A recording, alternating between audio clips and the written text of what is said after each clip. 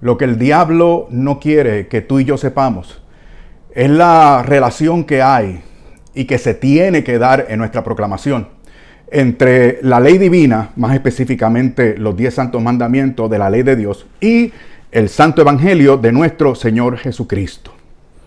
Lamentablemente hemos estado engañando al mundo, proclamándole un evangelio aparte o prescindiendo de la santa ley de Dios. Pero ¿cómo el enemigo ha logrado que ese divorcio entre ley divina y evangelio se esté dando en nuestra proclamación del evangelio? Te lo voy a explicar, mira. Haciendo que los mandamientos y preceptos de la ley de Dios sean relativos y condicionados. Porque si la ley divina no es absoluta, o sea, si la ley divina está condicionada y depende de cada cual y del criterio de cada cual y del esfuerzo de cada cual, entonces, como consecuencia, no hay pecado. Y si no hay pecado, porque resulta que van para el cielo como quiera, ¿para qué vino el Señor entonces, mis queridos hermanos? ¿Qué evangelio puede haber si no hay de qué salvarnos? Si no hay pecados que perdonar ni justicia divina que satisfacer. O sea, esto no es complicado, lo vamos a entender. Esto es muy, muy importante porque tenemos que corregir ese defecto, el defecto del divorcio entre la ley divina y el santo evangelio. Miren, esto es tan importante que he preparado una breve introducción en 3 puntos y luego entonces vamos a ir explicando. Primer punto. Tú y yo somos culpables de no obedecer como se debe, es decir, perfectamente, desde la óptica divina, los 10 santos mandamientos de la ley de Dios. Porque el amarás al Señor tu Dios con todo tu corazón, con toda tu alma y con todas tus fuerzas es así. Hay que amarlo con todo el corazón, con todo el alma y con todas nuestras fuerzas y con todo lo que tenemos. Miren, mis hermanos, ya soy culpable. Ya soy culpable. O sea, este primer precepto de la ley de Dios, el Shema, me delata porque Dios no ha sido siempre lo primero en mi vida. Otras cosas han ocupado mi corazón. Yo soy culpable. Entonces, punto número 2. Somos culpables y merecemos, por tanto, la pena capital. ¿Por qué? Primera carta de Juan, capítulo 3, versículo 4. Dice, porque el pecado es infracción o violación de la ley de Dios. De ahí viene el pecado. Eso es el pecado. Violar la ley de Dios. Entonces, como advierte San Pablo en su carta a los Romanos, capítulo 3, versículo 23, todos hemos pecado y por tanto estamos destituidos de la gloria de Dios. ¿Ven cómo se tiene que dar este primer anuncio de la buena noticia? O sea, el buen anuncio hay que contrastarlo con la mala noticia, y es que somos culpables. Hemos violentado la santa y justa ley de Dios. Y ahora en el punto número 3, estamos preparados para el evangelio. Como hemos considerado esos otros 2 puntos, ahora estamos preparados para la buena noticia, porque el evangelio es la buena noticia. ¿Cuál es? Que Jesucristo satisfizo lo que tú y yo no podemos. Él nos rescató con su sacrificio en la cruz. Nos rescató de la muerte, de la condenación eterna, y nos abre el cielo. Esa es la buena noticia. ¿Ve cuando contrastamos esta buena noticia con lo que decíamos anteriormente? Cobra mayor sentido. Sí, se hace más dramático, pero esa es la idea. Inclusive el Señor Jesucristo lo planteó de esa manera. Y ya vamos a ir sobre lo que ha dicho la Iglesia Católica y sobre lo que dice la Sagrada Escritura al respecto. Porque sin ley no hay pecado. Y si no aceptamos que somos pecadores, no vamos a reconocer jamás la buena noticia del evangelio. Sin conocimiento de pecado no hay evangelio, y por tanto esa primera proclamación del contraste entre la ley divina y la buena noticia no tendrá sentido para el mundo. Y si no nos enteramos de esto, no habrá posibilidad de arrepentimiento y conversión. Ustedes saben que hay 4 versiones inspiradas por el Espíritu Santo del Santo Evangelio: Mateo, Marcos, Lucas y Juan. El Evangelio más antiguo es Marcos, San Marcos. En el mismo primer capítulo, en el versículo 15, el Señor comienza su proclamación diciendo que arrepiéntanse y crean en el Evangelio. Y de ahí entonces, mis hermanos, que tengamos que entregarnos completamente a Jesucristo. Solo en Él y por Él seremos salvados. O sea, Jesucristo no murió como mártir, murió como Salvador. No fue para darnos un ejemplo, sino para satisfacer la justicia divina. Tomando nuestro lugar. Esa es la buena noticia. Eso es lo que hay que proclamar primeramente para que la gente se entere. Ahora veamos esto más en detalle. Vamos a comenzar con el Catecismo de la Iglesia Católica. El número 1963 dice: la ley constituye la primera etapa. ¿No notan lo que dice la Iglesia? La ley constituye la primera etapa en el camino del reino. Prepara y dispone al pueblo elegido y a cada cristiano a la conversión y a la fe en el Dios Salvador. Sigo la cita. Proporciona una enseñanza que subsiste para siempre como palabra de Dios. No podemos prescindir de la ley divina que nos delata y nos hace recapacitar. Y en este sentido, el siguiente número del Catecismo, el 1964, dice: la ley antigua es una preparación para el Evangelio. Esto es catolicismo básico 101, como hemos dicho aquí en esta comunidad en otras ocasiones.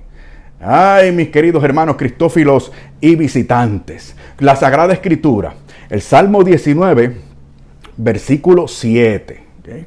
Dice que la ley del Señor es perfecta y convierte al alma. Pero ¿cómo puede haber una buena noticia si no hay algo con que contrastarla? Es decir, si todo es bueno y correcto y nada es malo, ¿cómo es posible una buena noticia? Buenas nuevas son necias y ofensivas si no reconoce que eres culpable y pecador, para lo cual es necesario la humillación. Lo advierte San Pablo. Cuando San Pablo habla de que este evangelio es escándalo y locura y necedad para los que se pierden, lo dice. ¿Por qué? Porque es escándalo. Pero hermanos, hay que proclamarlo de esa manera. Nosotros no estamos entrando en debates con nadie. A nosotros nos toca el querigma, ¿okay? La proclamación, la buena noticia, y después todo lo demás. Pero primero debemos enterarnos de esto que es lo más básico, ¿okay? Y tomar conciencia de esto que es lo más básico y determinante, para que todo lo demás, en términos de doctrina y pastoral y todo lo que quieran, entonces esté integrado y no fragmentado, y para que el mundo no confunda esto que es la esencia y que es tan determinante y necesario del evangelio con otros activismos. La santa palabra de Dios nos advierte que somos transgresores y por lo tanto somos culpables. Santiago, en su segundo capítulo, versículos 10 y 11, porque quien observa toda la ley, pero falta en un solo precepto, se hace reo de todos. De todos. Pues el que dijo, no adulteres, dijo también, no mates. Y no mientas. Y todos los demás santos mandamientos de la ley de Dios. Y honra a tu padre y a tu madre. ¿Okay? Y no te hagas imágenes mentales de un Dios falso. Claro, algunos dicen, pero chico, no seas tan dramático. No es dramático. Esto no es fanatismo. Esta es la buena noticia que el Señor nos encomendó para que nosotros la proclamáramos. En lo que se conoce como la Gran Comisión. La Gran Comisión. Pero Fernando, yo no he matado a nadie. Pero por eso cité la carta de Santiago primero. Si tú violaste uno de los mandamientos, sobre todo cuando es de forma mortal o grave, tú te haces culpable de todos los demás. Pero mira, vamos más allá. Con que tú no has matado a nadie. Nuestro Señor Jesucristo, en el Evangelio según San Mateo, capítulo 5, en el Sermón de la Montaña, versículos 21 y 22, nota: habéis oído que se dijo a los antepasados, no matarás. Y aquel que mate será reo ante el tribunal. Pero yo os digo, Todo el que se encolerice contra su hermano será reo ante el tribunal y será reo del fuego del infierno. ¿Sabes qué? Yo soy un asesino entonces. Yo soy un asesino. Yo soy culpable. Yo necesito a mi Señor Jesucristo. Yo tengo que reconocer su sacrificio y creer en Él, que significa confiar en Él y abandonarme en sus brazos. Todo el que aborrece a su hermano, añade la primera carta de San Juan en el capítulo 3, versículo 15. Todo el que aborrece a su hermano es un asesino. Y sabéis que ningún asesino tiene vida eterna permanente en él. Bueno, está bien, Fer, pero yo soy un hombre decente. Yo le he sido fiel a mi esposa. Yo soy un hombre íntegro. Yo no soy uno de esos que pululan por ahí. Yo no soy un adúltero. Así. ¿Qué dice el Señor otra vez? En el sermón de la montaña, nada más y nada menos. Mateo 5:27. Habéis oído que se dijo: no cometerás adulterio. Pues yo os digo, todo el que mira a una mujer deseándola, ya cometió adulterio con ella en su corazón. ¿De verdad eres tan perfecto, casto y puro? Yo me tiro al medio, como decimos en Puerto Rico. Yo también soy adúltero. Desde la perspectiva que lo está poniendo aquí nuestro Señor Jesucristo. Entonces, nuestro Señor Jesucristo hace que la santa ley de Dios sea más radical, tenga más fuerza, para que su buena noticia sea entonces mejor considerada por nosotros. Esto hay que proclamarlo. Y entonces la ley, entre otras cosas, la ley nos cierra la boca. Nota lo que dice San Pablo otra vez en su carta a los Romanos, capítulo 3, versículo 19.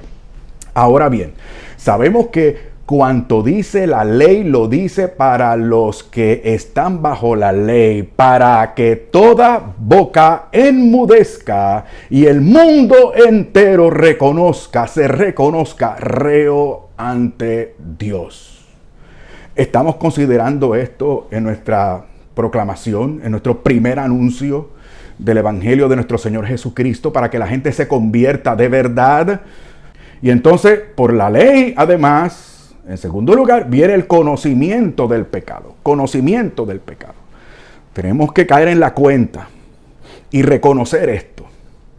Otra vez Romanos capítulo 3, versículo 20. Ya que nadie será justificado ante él por las obras de la ley, pues la ley no da sino el conocimiento del pecado. Y es tan importante esto que San Pablo vuelve a repetir la idea en el capítulo 7, versículo 7. Y no se diga de la carta a los Gálatas, casi en su totalidad.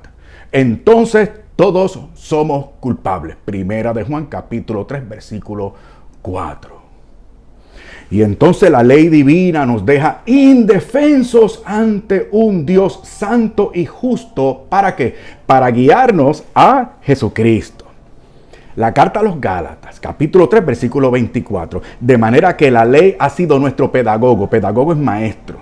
Aquí el sentido del texto es el que guía. Se puede traducir también. De manera que la ley ha sido nuestro guía hasta Cristo, para ser justificados por la fe, para que se aplique la justicia de Dios, que se descarga sobre nuestro Señor Jesucristo. Así, eso fue lo que pasó. ¿Para qué? Para que entonces nosotros, confiando en Él, nos entregáramos. Eso es fe.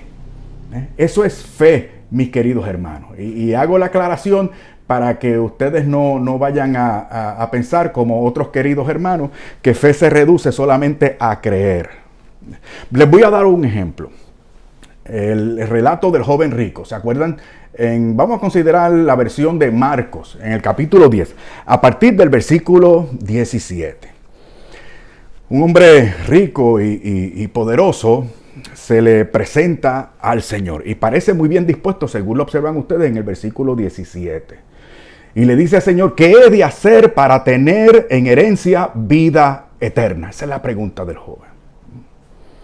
Entonces el Señor le refiere en el versículo 19 a los mandamientos. Esto nos lo están explicando mal muchas veces. Le decimos, nos preguntan, ¿cómo obtener la vida eterna? Bueno, ahí dice que observe los mandamientos. Ah, sí, ¿tú has podido? Ya hemos dicho que no. Ya hemos dicho cuál es la función primaria de la santa ley de Dios. Entonces el Señor lo refiere, pero noten ustedes, vamos a ser responsables con este texto. El Señor entonces le refiere a los mandamientos y le menciona 6 mandamientos. Del Decálogo, 6 mandamientos que son los que tienen que ver con el prójimo y se los menciona. No mates, no cometas adulterio, no robes, no levantes falso testimonio, no defraudes, honra a tu padre y a tu madre. Los mandamientos que tienen que ver con el prójimo. Esto es importante. Y también sabemos entonces que no solamente que los mandamientos o que no podemos lograr la justificación a través solamente de la ley de Dios, sino todo en complemento con el Santo Evangelio. Entonces en el versículo 20, el joven asegura que todo lo he guardado desde mi juventud. Y cuando interpretan entonces este pasaje, mira, el Señor aceptó y reconoció que este muchacho ha guardado la ley correctamente. No. Primero te voy a demostrar que no es suficiente. En el versículo 21, el Señor le dice, una cosa te falta. Y el Señor no reconoce con esto que el joven haya guardado los mandamientos, esos mandamientos, y te lo voy a probar ya mismito. Una cosa te falta. ¿Qué le falta? Anda, cuanto tienes, véndelo y dáselo a los pobres y tendrás un tesoro en el cielo. Luego ven y sígueme. Dáselo a los pobres. ¿Qué le está pidiendo el Señor? El Señor le está pidiendo que haga algo, que haga algo que para el joven no hubiese sido difícil hacer si es verdad que él guardaba esos 6 mandamientos, porque esos 6 mandamientos tienen que ver con el prójimo. Ahora el Señor le está pidiendo que se desprenda para beneficio del prójimo, y el joven no lo hizo. Por lo tanto, el joven no guardó perfectamente desde el interior, con todo su ser, porque no podía. Pero por otro lado, no reconoció la palabra de ese que él había reconocido como un maestro bueno. ¿Y qué pasó con el joven rico? Se fue triste. ¿Por qué? Porque dice que tenía muchas posesiones. Y en otros videos les voy a explicar otros pasajes relacionándolos con esto, mis hermanos, como el de la mujer samaritana y el de la mujer adúltera, que lamentablemente los estamos explicando esos pasajes mal, no desde la óptica del Evangelio. Estamos interpretando los pasajes, en esto yo he caído también, interpretando los pasajes solamente como una enseñanza o ideales morales que debemos hacer para que seamos hijos de Dios. Todo eso está bien, pero no podemos perder la esencia. El Evangelio, mis queridos hermanos, se ha degenerado cuando adulteramos el santo Evangelio y relativizamos la santa y perfecta y justísima ley de Dios. Cuando le decimos a los pecadores que se acerquen al Señor Jesús para que tengan una vida mejor, presentando así una versión fraudulenta de un evangelio, entre comillas, evangelio equivocado, para que la gente y el mundo se sienta mejor. El Señor tenga misericordia de nosotros, mis queridos hermanos. Entonces, no confundamos los frutos de la salvación con el objetivo y la finalidad. O sea, a una persona para que se convierta y se entregue a Jesucristo, no podemos limitarnos a decirle, ven al Señor Jesús, o como dicen otros hermanos, acéptalo para que tengas amor, alegría y paz. ¿Por qué? Porque esas cosas son frutos. Refiérase al 5º capítulo de la carta a los Gálatas, el versículo 22. Son frutos, o sea, consecuencia de. Otra cosa que decimos es, si te consideras católico, eres católico. Y tienes derecho a la gracia. Y no hay que perdonarte nada. Puedes continuar con tu vida como la llevas. No te preocupes que estás bien. El Señor tenga misericordia de nosotros. Escúchame bien, mi querido y alocado suscriptor. Esto es muy, muy importante. No sé si notan que mi preocupación, lo pueden ver en el tono de mi voz y en la y por la pantalla. Porque hemos caído en esto. Pero la ley de Dios está vigente. Dice nuestro Señor otra vez en el Sermón del Monte. Capítulo 5 de Mateo, versículos 17 y 18. Dice, no penséis que he venido a abolir la ley y los profetas. No he venido a abolir, sino a dar cumplimiento. Sí, os lo aseguro, el cielo y la tierra pasarán antes de que pase una letra o una tilde de la ley, sí, que todo esto suceda.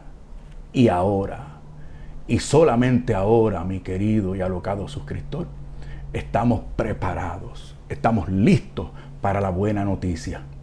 Romanos, capítulo 5 ahora, a partir del versículo 6. Recuerda que en la pantalla están las citas bíblicas a las que te puedes referir. Dice el Espíritu Santo a través de la pluma de San Pablo, dice, en efecto, cuando todavía estábamos sin fuerzas, ahora estamos preparados para entender esto, para abordar esto, para creer esto, para amar esto. En efecto, cuando todavía estábamos sin fuerzas, en el tiempo señalado, Cristo murió por los impíos. Continúa en el versículo 8, mas la prueba de que Dios nos ama es que Cristo, siendo nosotros todavía pecadores, murió por nosotros. Con cuánta más razón, pues, justificados ahora por su sangre, no por tus acciones, ni siquiera por mis buenas intenciones, sino por su sangre, seremos por él salvados de la cólera, o sea, de la ira de Dios. Si cuando éramos enemigos fuimos reconciliados con Dios por la muerte de su Hijo, otra vez, por la muerte de su Hijo, de él, con cuánta más razón, estando ya reconciliados, seremos salvos. ¿Por qué? Por su vida, la vida de nuestro Señor Jesucristo. Y claro, tengo que atender ahora el dilema que hay entre la relación entre la fe y las obras. La fe y las obras. Tengo que portarme bien para ir al cielo. Sí, tú tienes que portarte bien. Y yo también. Y con la ayuda de la gracia divina, observar los santos mandamientos de la ley de Dios cada vez más perfecta, para lo cual se nos ha dado el Espíritu Santo. Y estando en gracia con ese cóctel de virtudes que pone en nosotros el Espíritu Santo, entonces nosotros nos disponemos a un proceso de perfección cristiana por gracia divina. Por gracia divina. Mira cómo vamos a atender este asunto de la fe y las obras.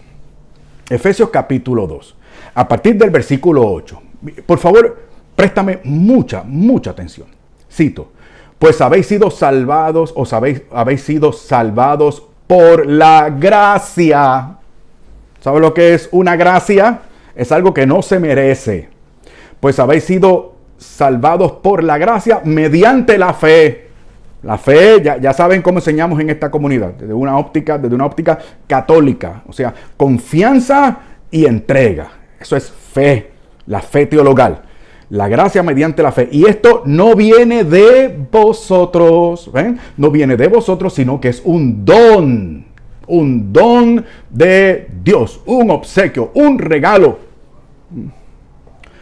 Es un don de Dios. Tampoco viene de las obras. Tampoco viene de las obras. Tampoco viene de las obras para que nadie se gloríe. De manera que cuando nos llegue el turno, ¿qué vamos a decir? No vamos a decir, Señor, dame lo que merezco. Vamos a decir, Señor, por favor, otórgame lo que prometiste. Por los méritos de Jesucristo, nuestro Señor. En efecto, sigo ahora en el versículo 10. Hechura suya somos, creados en Cristo Jesús, en orden a las buenas obras que de antemano dispuso Dios que practicáramos. No hay dilema. Es una fe que obra por el amor o por la caridad. Caridad como virtud teologal, como la reina de las virtudes. Gálatas capítulo 5, versículo 6. Ahora no es cuestión de la circuncisión o la incircuncisión, sino la fe que obra por el amor. Entonces, las obras, las buenas obras son evidencia de esa fe que habita en nuestra alma en gracia. Es la expresión de la fe. Se da, si quiere, en un mismo movimiento del alma. Pero esas buenas obras ciertamente te ganan un mérito sobrenatural que te dispone porque Dios lo ha querido, porque Dios ha querido compensarte. Pero todo siempre desde la óptica de Dios y siempre para gloria de Dios y siempre con la fuerza de Dios.